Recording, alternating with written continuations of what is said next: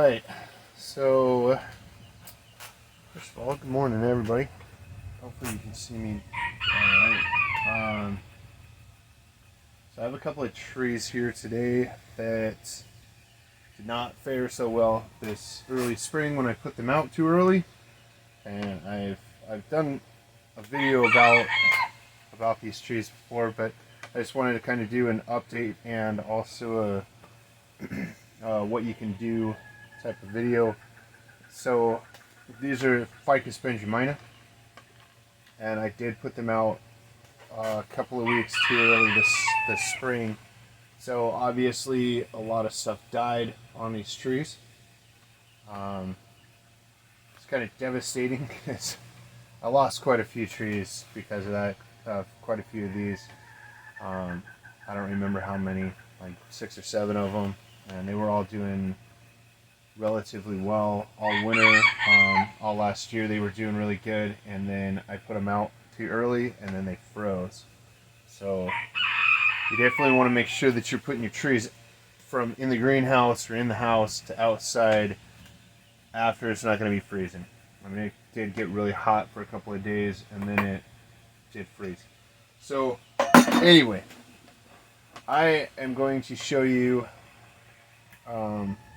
what it looks like when they start to recover, and what it looks like when there's still question: is this tree alive? Is this tree dead? Is this something that I can save? So is this tree alive? Is this tree dead? So what we're going to do is figure out if this tree is alive or if this tree is lost. So the first thing we're going to do is we're going to look it over. I mean, do a really good look over, because I mean, sometimes you're going to miss things if you just glance at it and you're upset that your tree's not doing well or whatever. I don't know if everybody does that. I get upset when I lose my trees. I work really hard at these, and I want all my trees to survive. So what I'm going to do here is I'm going to look in the pot, because obviously this doesn't look good. You can tell the branches are not doing, obviously they're falling off in my hands. They break really easily. That's definitely a sign that it's a dead tree if the branches are breaking really easily, or if you can kind of pinch it and the bark just comes right off like that, then it's obviously dead right there. So I'm going to work down the tree a little bit. This is obviously dead here, so I can take this off and not have to worry about killing the rest of the tree if something is alive. So this branch is obviously dead all the way to the bottom, so I'm going to take that one off for sure. And I'm kind of doing this in steps as an educational thing. I would do it a little bit different. I would just find where it's alive and just chop it off right there. So that one's dead, and obviously all this is dead, so we're going to chop it off here, and all the bark is right there, so that's starting to rot even. So the next step is you're going to cut small pieces, little chunks, and cutting the little chunks, these are good for your compost, the smaller chunks, because it gives aeration in your soil. So it's good to have small chunks of woody material. And I'm going to cut a little bit farther down. Obviously you don't want to cut yourself, but I'm trying to keep it from flying off. So not alive, but if you look right here, this is starting to show signs of living tissue right here because it's green, and this bark is solid on the tree. So I'm going to cut it down just a little bit farther because right in here is still dead. So I'm going to cut it down just a little bit farther, and I'm going to cut it straight across. Now that one, that felt like a good cut. That was live material, and you can see in there that this is all living tissue. So now the rest of this tree is alive. It is alive, and it will come back. So these trees will either backbud along the trunk, or they'll send new shoots out the top of the tree. Sometimes it's good to put like cut paste on the top of this to keep it from perspirating too much or bleeding too much. This tree doesn't have a whole lot of life on it, so it's not going to bleed as much. So if I cut this one, because of all this life, I don't know if you can see that, sorry. If I cut this one off right here, because of all of this life and all of the movement of sugars and starches down up and down the trunk and water, it will bleed. And this trunk, if you cut it here, you should definitely put cut paste on that, because it will bleed out and it'll actually kill the tree. So on that, obviously you'd want to do the cut paste. On this one, it's not moving a whole lot of stuff up here right now, so it's not going to bleed out. This will dry up and it'll probably die back just a little bit farther, and I'm going to leave that. But hopefully the rest of this tree will start growing something. And while I was in here pulling the weeds, it's like these are weeds right here and some of the dead leaves in here. Pull those out. And I'm pulling them out with the tweezers so that you can see what I'm actually pulling out. And smaller weeds, if I can grab it like that, right here. But as you can see, right here is a branch.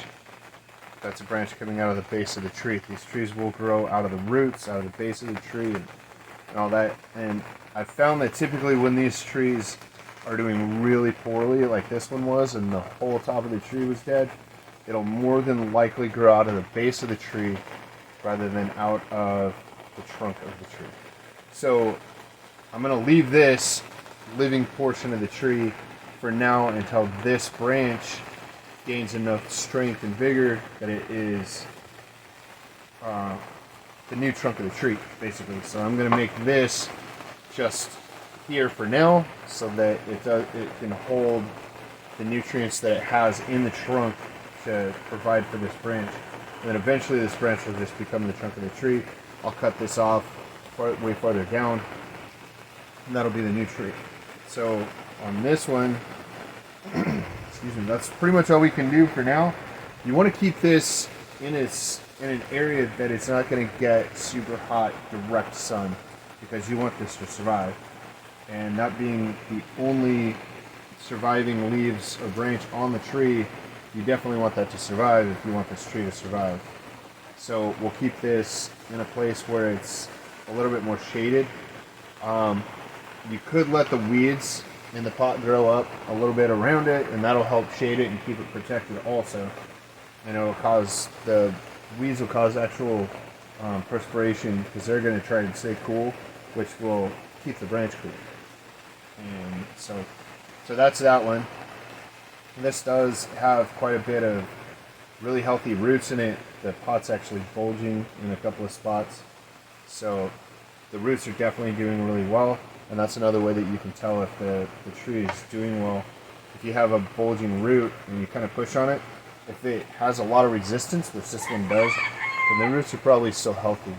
If it squishes really easily around the roots, then it probably doesn't have healthy roots, because the roots will also rot. If you continue to water it, the roots will rot, and then obviously the tree's not going to survive in that sense. So this one's going to live, which is awesome. Super excited about that.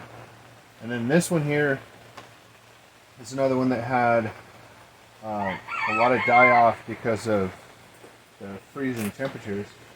So what I'm going to do with this one, though, is I'm going to leave as much green as I can, because you want the tree to regain its strength from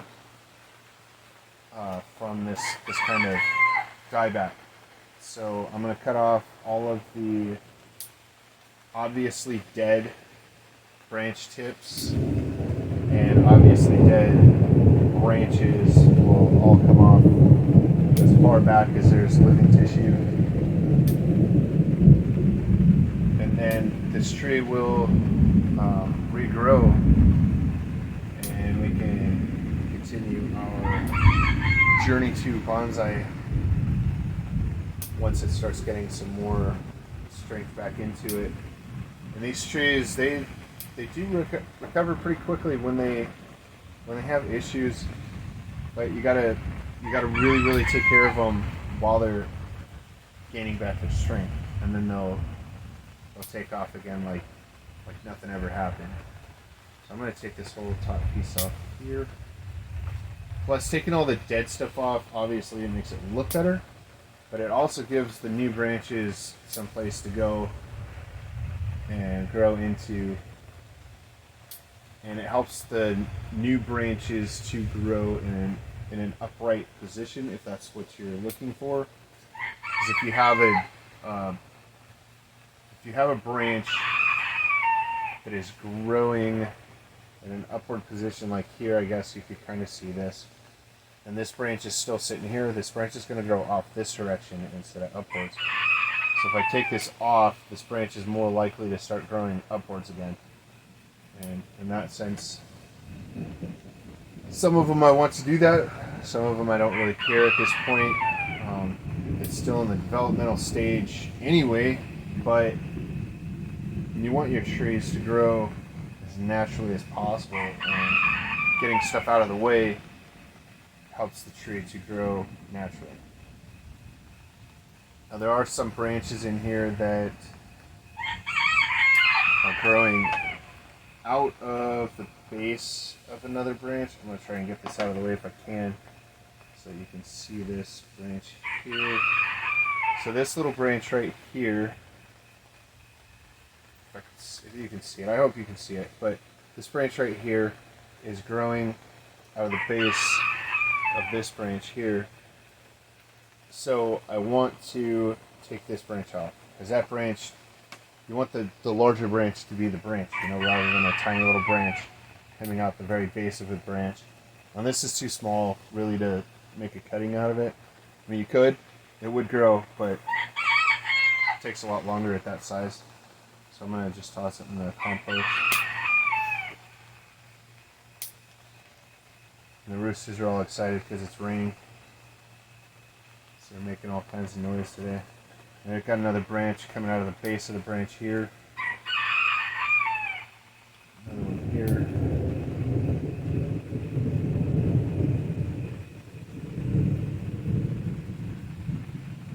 So kind of just cleaning this up to give the healthier branches space to grow.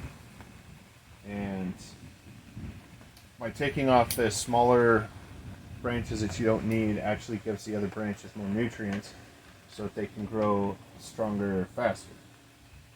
That's kind of what we want to do right now, because we want this tree to gain strength as quickly as possible so that it will survive the summer also, because the summers are nice and hot here in Florida, so you want your trees to have as much strength as they can for the summer. But I've had a lot less trees die because of the heat rather than the cold. Really, the way that you lose a tree because of the heat is because you're not watering it enough. So if you're watering like you're supposed to and keeping the tree moist but not sopping wet, then it'll grow during the summer, because trees like warm weather. So that looks pretty good. I think I got most of the stuff that I don't need. I'm going to take this one off too.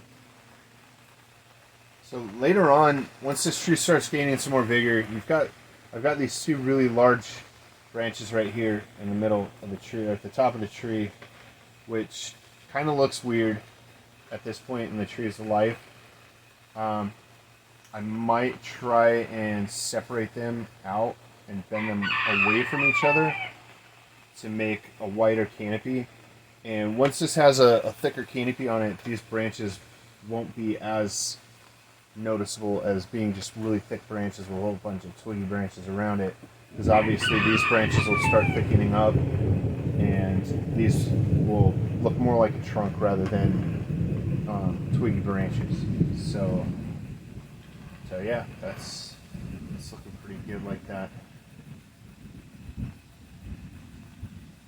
Alright, so I think that's going to do it for this video, and I appreciate y'all watching.